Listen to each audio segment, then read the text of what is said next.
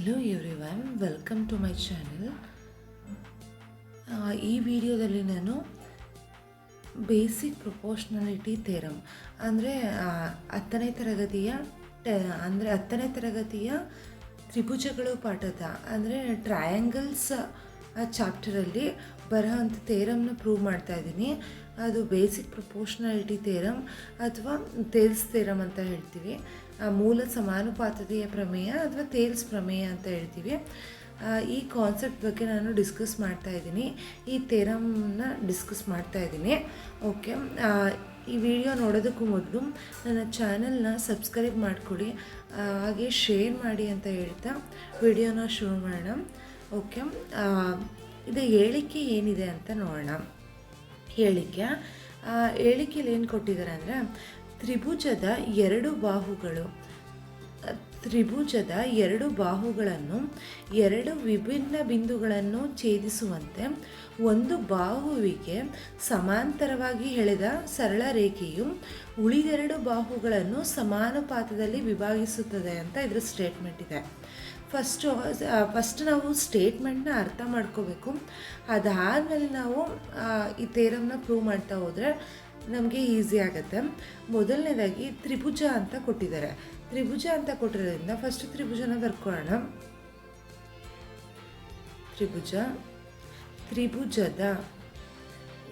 ತ್ರಿಭುಜದ ಎರಡು ಬಾಹುಗಳನ್ನು ಎರಡು ವಿಭಿನ್ನ ಬಿಂದುಗಳನ್ನು ಛೇದಿಸುವಂತೆ ಅಂತ ಹೇಳಿದರೆ, ಎರಡು ವಿಭಿನ್ನ ಬಿಂದುಗಳಲ್ಲಿ ಛೇದಿಸುವಂತೆ ಒಂದು ಬಾಹುವಿಗೆ ಸಮಾಂತರವಾಗಿ ಎಳೆದ ಸರಳ ರೇಖೆಯು ಅಂತ ಕೊಟ್ಟಿದ್ದಾರೆ.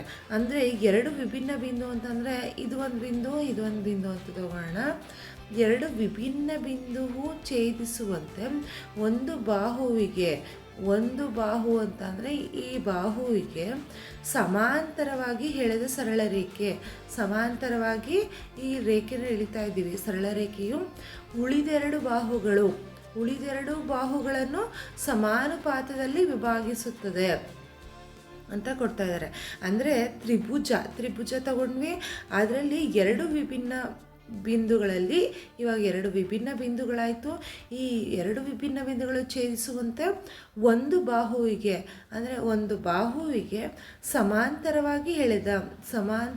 ಇದಕ್ಕೆ ಸಮಾಂತರವಾಗಿ ಈ ರೇಖೆನ ಎಳಿತಾ ಇದ್ದೀವಲ್ವ, ಅದಕ್ಕೆ ಸಮಾಂತರವಾಗಿ ಎಳೆದ ಸರಳ ರೇಖೆಯು ಉಳಿದೆರಡು ಬಾಹು, ಇದು ಒಂದು ಬಾಹುವಿಗೆ ಈ ಬಾಹು ಸಮಾಂತರವಾಗಿದೆ, ಉಳಿದಿರುವಂಥ ಈ ಎರಡು ಬಾಹುಗಳು ಏನಿದೆ ಸಮಾನುಪಾತದಲ್ಲಿ ವಿಭಾಗಿಸುತ್ತದೆ ಅಂತ ಕೊಟ್ಟಿದ್ದಾರೆ. ಅಂದರೆ ಇಲ್ಲಿ ಇಲ್ಲೊಂದು ಬಿಂದು ಅಂತ ತೊಗೊಂಡಿದ್ದೀವಲ್ವ, ಈ ಎರಡು ವಿಭಾಗ ಏನು ಮಾಡ್ತಾ ಇದೆ, ಈ ಬಾಹು ಈ ರೇಖೆ ಎಳೆದ್ಮೇಲೆ ಈ ತ್ರಿಭುಜದಲ್ಲಿ ಇರೋವಂಥ ಈ ಬಾಹುಗಳು ಇಲ್ಲಿ ಡಿವೈಡ್ ಆಗ್ತಾ ಇದೆ ಅಲ್ವಾ, ಈ ಎರಡೂ ಏನಾಗ್ತಾ ಇದೆ ಅಂದರೆ ಸಮಾನುಪಾತದಲ್ಲಿದೆ ಅಂತ ಹೇಳ್ತಾ ಇದ್ದಾರೆ. ಇದನ್ನು ನಾವು ಪ್ರೂವ್ ಮಾಡಬೇಕಾಗಿದೆ. ಈ ಎರಡು ಸಮಾನುಪಾತದಲ್ಲಿ ವಿಭಾಗ ಆಗ್ತಾ ಇದೆ ಅನ್ನೋದನ್ನು ನಾವು ಪ್ರೂವ್ ಮಾಡಬೇಕಾಗಿದೆ. ಅದೇ ರೀತಿ ನೋಡೋಣ, ಇಂಗ್ಲೀಷಲ್ಲಿ ನೋಡೋದಾದರೆ, ಈ line draw parallel to one side of a triangle divides the other two sides in the same ratio ಅಂತ ಹೇಳಿದ್ರೆ, this line is parallel to this line, one of the side of the triangle divides the other two sides in a same ratio. ಅಂದರೆ ಈ line ಏನಾಗ್ತಾ ಇದೆ, divide ಮಾಡ್ತಾ ಇದೆ ಈ ಲೈನ್ಸ್ಗೆ. ಅದನ್ನು ಇಲ್ಲಿ ಕೊಟ್ಟಿದ್ದಾರೆ, line drawn parallel to one side of a triangle divides the other two sides in the same ratio. ಇವಾಗ ಈ ಥಿಯರಮ್ನ ಪ್ರೂವ್ ಮಾಡ್ತಾ ಹೋಗೋಣ. ಫಸ್ಟ್ ಥಿಯರಮಲ್ಲಿ ಏನು ಕೊಟ್ಟಿದ್ದಾರೆ ಸ್ಟೇಟ್ಮೆಂಟು, ಅದ್ರ ಪ್ರಕಾರ ನಾವು ಇಲ್ಲಿ ಟ್ರಯಾಂಗಲ್ ಬರ್ಕೊಂಡಿದ್ದೀವಿ. ಈ ಟ್ರಯಾಂಗಲಲ್ಲಿ ಏನಿದೆ ಅಂದರೆ, ಈ ತ್ರಿಭುಜದಲ್ಲಿ ನಾವು ABC ಅಂತ ಬರ್ಕೊಂಡಿದ್ದೀವಿ. ABC ಅದಾದಮೇಲೆ ದತ್ತ ಟ್ರಯಾಂಗಲ್ ABCಯಲ್ಲಿ DE ಪ್ಯಾರಲಲ್ ಟು BC ಅಂತ ಇದೆ. ಅಂದರೆ ಗಿವನ್ ಏನಿದೆ ಅಂತ ಹೇಳಿದ್ರೆ, ಗಿವನ್ ಟ್ರಯಾಂಗಲ್ ABCಯಲ್ಲಿ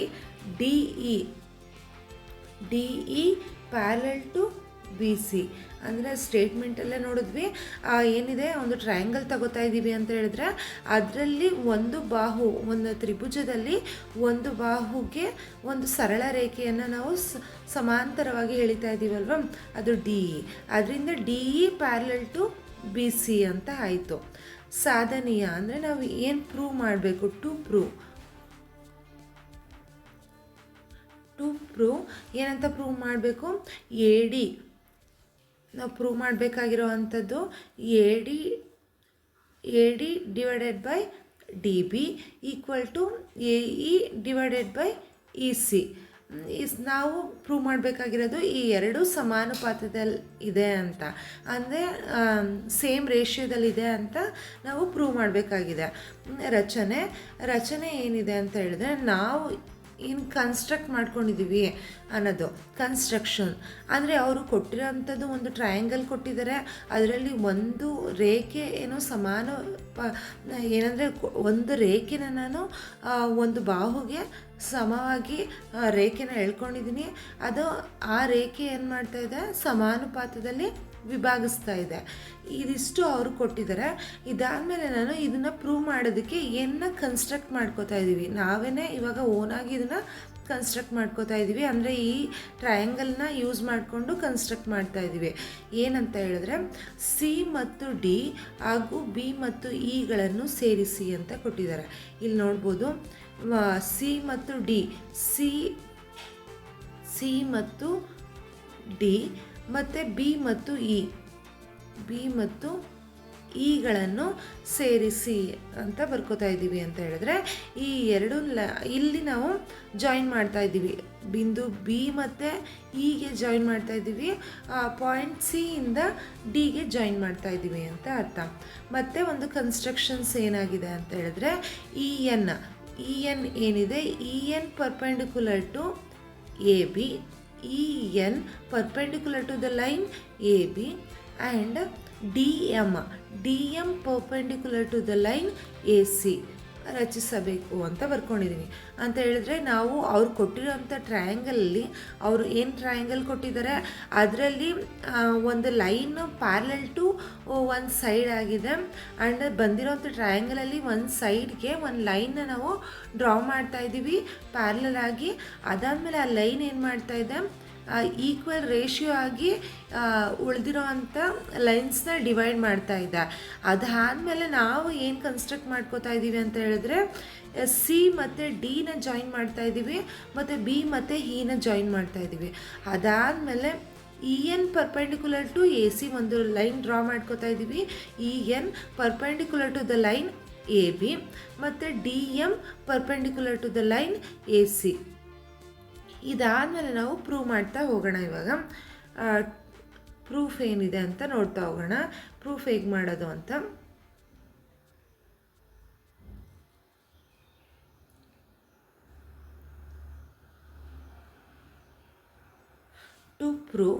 ಟು ಪ್ರೂವ್ ಏನು ಮಾಡಬೇಕು ನಾವು, A D divided by D B, A E divided by E C. ಅಂದರೆ ಆ ಲೈನು ಡಿವೈಡ್ ಮಾಡ್ತಾ ಇದೆ ಅಲ್ವ, ಎರಡು ಲೈನನ್ನು ಡಿ ಇ, ಅದು ಏನಾಗ್ತಾಯಿದೆ ಈಕ್ವಲ್ ಆಗಿ ಡಿವೈಡ್ ಮಾಡಿದೆ ಅನ್ನೋದನ್ನು ನಾವು ಪ್ರೂವ್ ಮಾಡಬೇಕಾಗಿದೆ. ಅಂದರೆ ಈಕ್ವಲ್ ರೇಷಿಯೋದಲ್ಲಿದೆ ಅಂತ ಅದನ್ನು ಪ್ರೂವ್ ಮಾಡ್ತಾ ಹೋಗೋಣ. ಪ್ರೂಫ್ ಇದರಲ್ಲಿ ನೋಡೋದಾದರೆ ಫಸ್ಟು ಏನು, ತ್ರಿಭುಜ ಎ ಡಿ ಇ ಮತ್ತು ಬಿ ಡಿ ಇ ಅಂತ ತೊಗೊಂಡಿದ್ದೀವಿ. ಅಂದರೆ ಇಲ್ಲಿ ಈ ತ್ರಿಭುಜ ಮತ್ತು ತ್ರಿಭುಜ ಎ ಡಿ ಇ ಮತ್ತು ನಾವಿಲ್ಲೇ ಕನ್ಸ್ಟ್ರಕ್ಟ್ ಮಾಡ್ಕೊಂಡಿದ್ದೀವಿ ಅಲ್ವಾ ತ್ರಿಭುಜ ಬಿ ಡಿ ಇ, ಇದನ್ನು ಕನ್ಸಿಡರ್ ಮಾಡ್ತಾ ಇದ್ದೀವಿ. ಇದರಲ್ಲಿ ನಾವು ಟ್ರಯಾಂಗಲ್ ಅಂತ ಬಂದರೆ ಟ್ರಯಾಂಗಲ್ ನಾವು ಏರಿಯಾ ಆಫ್ ದ ಟ್ರಯಾಂಗಲ್ ಅಂದರೆ ತ್ರಿಭುಜದ ವಿಸ್ತೀರ್ಣ ಕಂಡುಹಿಡಿಬೇಕು ಅಂತ ಹೇಳಿದ್ರೆ ನಾವು ಒಂದು ಫಾರ್ಮುಲಾ ಕಲ್ತಿರ್ತೀವಿ. ಏನದು ಅಂತ ಹೇಳಿದ್ರೆ half into base into height. ಇದನ್ನು ನಾವು ಯೂಸ್ ಮಾಡ್ಕೋತಾ ಹೋಗ್ತೀವಿ ಈ ಟ್ರಯಾಂಗಲಲ್ಲಿ. ಇಲ್ಲಿ ಟ್ರಯಾಂಗಲ್ ಎ ಡಿ ಇ ಅಂತ ತಗೋಣ.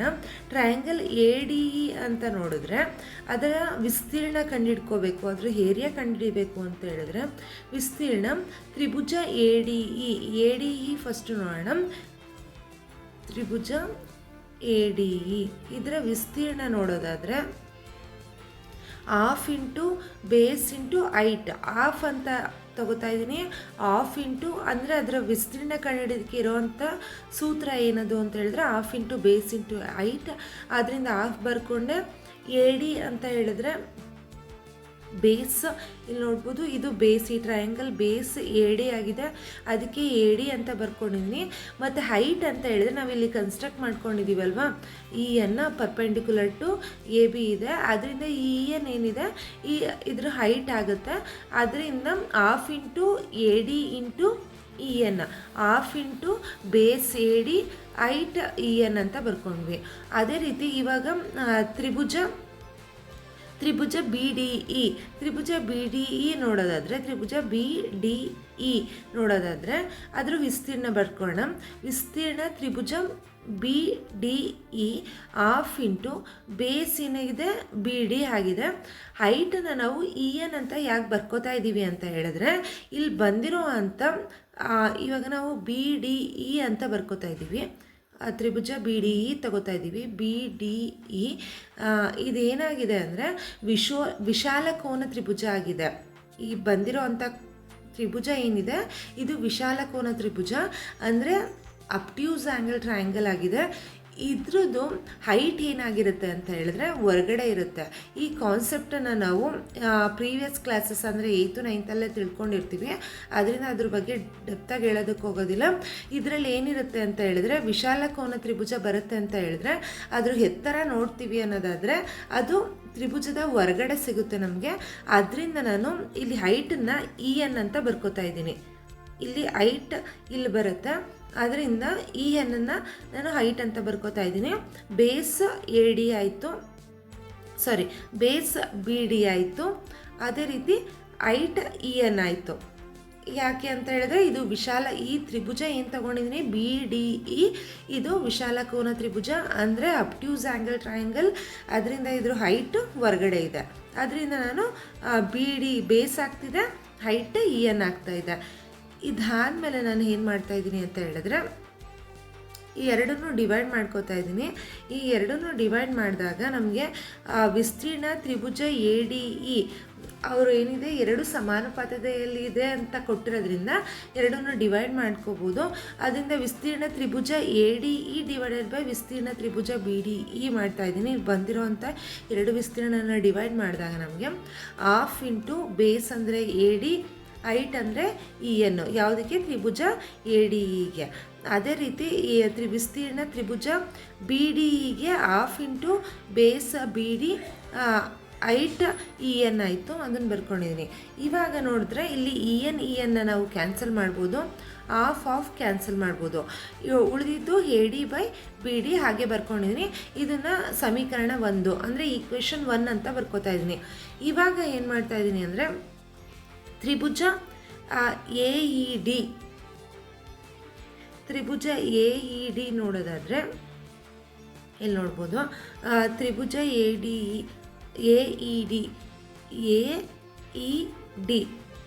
ಇವಾಗ ತ್ರಿಭುಜ AED ತಗೋತಾ ಇದ್ದೀವಿ ಮತ್ತು CDE ಈ ತ್ರಿಭುಜನ ತಗೋತಾ ಇದ್ದೀನಿ. ಈ ತ್ರಿಭುಜ ಮತ್ತು ಈ ತ್ರಿಭುಜ ತಗೋತಾ ಇದ್ದೀನಿ ಅಂತ ಹೇಳಿದ್ರೆ ಇದಕ್ಕೆ ವಿಸ್ತೀರ್ಣಗಳನ್ನ ಫಸ್ಟ್ ಬರ್ಕೊಳ್ಳೋಣ. ವಿಸ್ತೀರ್ಣ AED ಅಂತ ಹೇಳಿದ್ರೆ ಇದಕ್ಕೆ ಹಾಫ್ ಇಂಟು ಬೇಸ್ ಏನಾಗುತ್ತೆ AE ಆಗುತ್ತೆ, ಹೈಟ್ ಏನಾಗುತ್ತೆ DM ಆಗುತ್ತೆ. ಇದನ್ನು ನಾವು ಇಲ್ಲಿ ಬರ್ಕೊಂಡಿರೋದು ಯಾವ ಫಾರ್ಮುಲಾ ಯೂಸ್ ಮಾಡ್ಕೊಡ್ತಾ ಇದ್ದೀವಿ, ತ್ರಿಭುಜದ ವಿಸ್ತೀರ್ಣ ಅಂದರೆ area of the triangle half into base into height. Half ಆಯಿತು, ಬೇಸ್ ಅಂದರೆ AE ಆಯಿತು, ಹೈಟ್ ಅಂದರೆ DM ಆಯಿತು. ಅದನ್ನು ಇಲ್ಲಿ ಬರ್ಕೊಂಡಿದ್ದೀನಿ. ಅದಾದಮೇಲೆ ತ್ರಿಭುಜ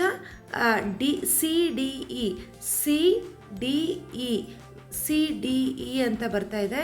ಇದನ್ನು ಕೂಡ ವಿಶಾಲ ಕೋನ ತ್ರಿಭುಜ ಆಗಿರುತ್ತೆ, ಅಂದರೆ ಅಬ್ಟ್ಯೂಸ್ ಆ್ಯಂಗಲ್ ಟ್ರಯಾಂಗಲ್, ಇದರ ಹೈಟು ಹೊರಗಡೆ ಇರುತ್ತೆ. ಅದರಿಂದ ಹಾಫ್ ಇಂಟು ಬೇಸ್ EC ಆಯಿತು, ಹೈಟ್ DM ಆಯಿತು. ಅದನ್ನು ಇಲ್ಲಿ ಬರ್ಕೊಂಡಿದ್ದೀನಿ. ಸೇಮ್ ಇಲ್ಲಿ ಈಕ್ವಲ್ ರೇಷಿಯೋ ಬರೋದ್ರಿಂದ ಈ ಎರಡೂ ವಿಸ್ತೀರ್ಣಗಳನ್ನ ನಾನು ಏನು ಮಾಡ್ತೀನಿ ಡಿವೈಡ್ ಮಾಡ್ಕೋತೀನಿ.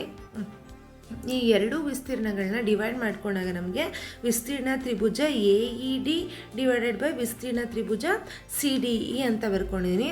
ಈಕ್ವಲ್ ಟು ಅದಕ್ಕೆ ಬಂದಿರೋದು half into base into height, ಅದನ್ನು ಹಾಫ್ ಇಂಟು ಬೇಸ್ AE ಆಗಿದೆ, ಹೈಟ್ DM ಇದೆ, ಅದನ್ನು ಬರ್ಕೊಂಡಿದ್ದೀನಿ. ಡಿವೈಡೆಡ್ ಬೈ ಮತ್ತು ತ್ರಿಭುಜದ ವಿಸ್ತೀರ್ಣ CDE, ತ್ರಿಭುಜ CDEಯ ವಿಸ್ತೀರ್ಣ ಏನಾಗಿತ್ತು, half into EC into DM ಇದೆ, ಇದನ್ನು ಬರ್ಕೊಂಡಿದ್ದೀನಿ. ಇದರಲ್ಲಿ ಹಾಫ್ ಕ್ಯಾನ್ಸಲ್ ಆಗುತ್ತೆ, DM ಕ್ಯಾನ್ಸಲ್ ಆಗುತ್ತೆ, ಉಳಿದಿದ್ದು AE/EC ಆಗುತ್ತೆ. ಈ ಎರಡು ಇದನ್ನು ಸಮೀಕರಣ 2 ಅಂತ ಇಟ್ಕೊಂಡಿದ್ದೀನಿ. ಇಲ್ಲಿ ಸಮೀಕರಣ 1, ಇದು ಸಮೀಕರಣ 2. ಇಲ್ಲಿ ನೋಡೋದಾದರೆ ನೆಕ್ಸ್ಟ್ ಇಲ್ಲಿ ನೋಡ್ಬೋದು, ಇಲ್ಲಿ ವಿಸ್ತೀರ್ಣ ತ್ರಿಭುಜ BDE ಮತ್ತು ವಿಸ್ತೀರ್ಣ ತ್ರಿಭುಜ CDE ಎರಡು ಈಕ್ವಲ್, ಈ ಎರಡು ವಿಸ್ತೀರ್ಣ ಈಕ್ವಲ್ ಅಂತ ಬರ್ಕೊಂಡಿದ್ದೀನಿ. ಯಾಕೆ ಅಂತ ಹೇಳಿದ್ರೆ ಈ ತ್ರಿಭುಜಗಳಲ್ಲಿ ಒಂದೇ ಪಾದ DE ಮೇಲೆ DE ಪ್ಯಾರಲಲ್ ಟು BC ರೇಖೆಗಳ ನಡುವೆ ಇದೆ ಅಂತ ನೋಡ್ಬೋದು. ಹೇಗೆ ಅಂತ ಹೇಳಿದ್ರೆ ಇಲ್ಲಿ ತ್ರಿಭುಜ ನೋಡೋಣ. ಇಲ್ಲಿ ತ್ರಿಭುಜ ನೋಡೋದಾದರೆ ತ್ರಿಭುಜದಲ್ಲಿ ನೋಡ್ಬೋದು ತ್ರಿಭುಜ BDE, ಈ BDE ಏನಿದೆ, BDE ಮತ್ತು CDE ಈ ಎರಡೂ ತ್ರಿಭುಜಗಳು ಇಲ್ಲಿ ಅಬ್ಸರ್ವ್ ಮಾಡೋದಾದರೆ ತ್ರಿಭುಜ BDE ಮತ್ತು CDE ಏನಿದೆ ಎರಡೂ ಒಂದೇ ರೇಖೆ ಮೇಲೆ ಇದೆ, ಒಂದೇ ಪಾದ ಎರಡಕ್ಕೂ ಬಂದಿರೋದ್ರಿಂದ ಈ ಎರಡೂ ವಿಸ್ತೀರ್ಣಗಳು ಒಂದೇ ಆಗಿರುತ್ತೆ. ಜೊತೆಗೆ ಇಲ್ಲಿ DE ಪ್ಯಾರಲಲ್ ಟು BC ಇದೆ, ಅಂದರೆ ಇಲ್ಲಿ DE ಮತ್ತು BC ಸಮವಾಗಿದೆ ಮತ್ತು ಒಂದೇ ಪಾದದ ಮೇಲೆ ಈ ಎರಡೂ ತ್ರಿಭುಜಗಳು ಬಂದಿದೆ. ಅದರಿಂದ ನಾವು ಇದನ್ನು ಎರಡು ವಿಸ್ತೀರ್ಣಗಳು ಸಮ ಅಂತ ಬರಿಬೋದು. ಅದರಿಂದ ವಿಸ್ತೀರ್ಣ BDE ಈಕ್ವಲ್ ಟು ವಿಸ್ತೀರ್ಣ ತ್ರಿಭುಜ CDE ಎರಡು ಈಕ್ವಲ್ ಇದೆ ಅಂತ ಬರ್ಕೊಂಡಿದ್ದೀನಿ. ಅದನ್ನು ಸಮೀಕರಣ 3 ಅಂತ. ಏನಕ್ಕೆ ಇದನ್ನು ಸಮ ಅಂತ ಬರ್ತಿದ್ದೀನಿ ಅಂತ ಅನ್ನೋದಾದರೆ ಈ ತ್ರಿಭುಜಗಳು ಒಂದೇ ಪಾದ DE ಮೇಲಿದ್ದು ಎರಡಕ್ಕೂ ಪಾದಗಳು ಒಂದೇ ಆಗಿದೆ, ಬೇಸ್ ಒಂದೇ ಇದೆ. ಅದಾದಮೇಲೆ ಅಲ್ಲಿ ಬಂದಿರೋ ಅಂಥ ರೇಖೆ, ಅಲ್ಲಿ ಬಂದಿರೋ ಲೈನ್ ಏನಾಗಿದೆ DE ಪ್ಯಾರಲಲ್ ಟು BC ಆಗಿದೆ, ರೇಖೆಗಳ ನಡುವೆ ಇದೆ. ಅದರಿಂದ ನಾವು ಇದನ್ನು ಈಕ್ವಲ್ ಅಂತ ಬರ್ಕೋತಾ ಇದ್ದೀವಿ. ಇವಾಗ ನಾವು ಸಮೀಕರಣ 1, ಸಮೀಕರಣ 2 ಮತ್ತು ಸಮೀಕರಣ 3 ನೋಡೋಣ. ಇಲ್ಲಿ ನೋಡೋದಾದರೆ ಸಮೀಕರಣ 1 ಏನಿದೆ, ವಿಸ್ತೀರ್ಣ ತ್ರಿಭುಜ ADE ಬೈ ತ್ರಿಭುಜ BDE ಈಕ್ವಲ್ ಟು AD/BD ಬಂದಿದೆ. ಅದೇ ರೀತಿ ವಿಸ್ತೀರ್ಣ ತ್ರಿಭುಜ AED ಡಿವೈಡೆಡ್ ಬೈ ವಿಸ್ತೀರ್ಣ ತ್ರಿಭುಜ CDE ಈಕ್ವಲ್ ಟು AE/EC ಅಂತ ಬಂದಿದೆ. ಅದಾದಮೇಲೆ ವಿಸ್ತೀರ್ಣ ತ್ರಿಭುಜ BDE ಮತ್ತು ವಿಸ್ತೀರ್ಣ ತ್ರಿಭುಜ CDE ಏನಾಗಿದೆ, ಎರಡು ಸಮ ಇದೆ ಅಂತ ಬಂದಿರೋದ್ರಿಂದ ಈ ಮೂರು ಸಮೀಕರಣಗಳನ್ನ ಬಳಸ್ಕೊಂಡು ಈ ಎರಡು ಸಮ ಬಂದಿರೋದ್ರಿಂದ ಇಲ್ಲಿ ಈ ವಿಸ್ತೀರ್ಣ ತ್ರಿಭುಜ BDE ಮತ್ತು ವಿಸ್ತೀರ್ಣ ತ್ರಿಭುಜ CDE ಸಮ ಇದೆ ಅಂತ ಹೇಳಿದ್ರೆ, ಇದೆರಡು ಈಕ್ವಲ್ ಆಗ್ತಾ ಇದೆ ಅಂತ ಹೇಳಿದ್ರೆ ಇದರ ರೈಟ್ ಸೈಡ್ ಇರೋ ಅಂಥ AD/BD AE/EC ಕೂಡ ಸಮ ಆಗೇ ಆಗುತ್ತೆ. ಅಂದರೆ ಲೆಫ್ಟ್ ಸೈಡ್ ಇರೋದು ಸಮ ಆಗುತ್ತೆ ಅಂದರೆ ಇಲ್ಲಿ ರೈಟ್ ಸೈಡ್ ಇರೋದು ಕೂಡ ಸಮ ಆಗಿರುತ್ತೆ. ಅಂದರೆ ಈ ಸಮೀಕರಣ 3 ಬಳಸ್ಕೊಳ್ಳೋದಾದರೆ ಈ 1 ಮತ್ತು 2 ಏನಾಗುತ್ತೆ, ಈಕ್ವಲ್ ಆಗ್ತಾ ಇದೆ. ಅದಕ್ಕೆ ನಾನು AD/BD ಈಕ್ವಲ್ ಟು AE/EC ಅಂತ ಬರ್ಕೋತಾ ಇದ್ದೀನಿ. ಸೊ ಇದನ್ನು ನಾವು ಪ್ರೂವ್ ಮಾಡಬೇಕಾಗಿತ್ತು. ಅಂದರೆ ಎರಡು ತ್ರಿಭುಜದಲ್ಲಿ ಉಳಿದೆರಡು ಬಾಹುಗಳು ಸಮಾನುಪಾತದಲ್ಲಿ ವಿಭಾಗಿಸ್ತಾ ಇದೆ ಅಂತ ಕೊಟ್ಟಿದ್ದಾರೆ. ಅದನ್ನು ನಾವು ಪ್ರೂವ್ ಮಾಡಬೇಕಾಗಿತ್ತು. ಇವಾಗ ಅದನ್ನು ಪ್ರೂವ್ ಮಾಡಾಯಿತು. So AD/BD equal to AE/EC ಇದು ನಾವು ಪ್ರಮೇಯ ಸಾಧಿಸಿದೆ ಅಂತ ಬರಿತಾ ಇದ್ದೀನಿ. Hence proved.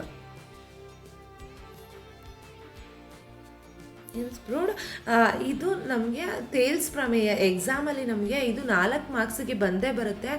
ತ್ರಿಭುಜಗಳು ಪಾಠದಲ್ಲಿ ಅಂದರೆ ಟ್ರಯಾಂಗಲ್ ಚಾಪ್ಟರಲ್ಲಿ ಈ ಥೇರಮ್ ಬರುತ್ತೆ ಮತ್ತು ಇನ್ನು ಒಂದು ಥೇರಮ್ಮು, ಎರಡರಲ್ಲಿ ಒಂದು ಥೇರಮ್ ಬಂದೇ ಬರುತ್ತೆ.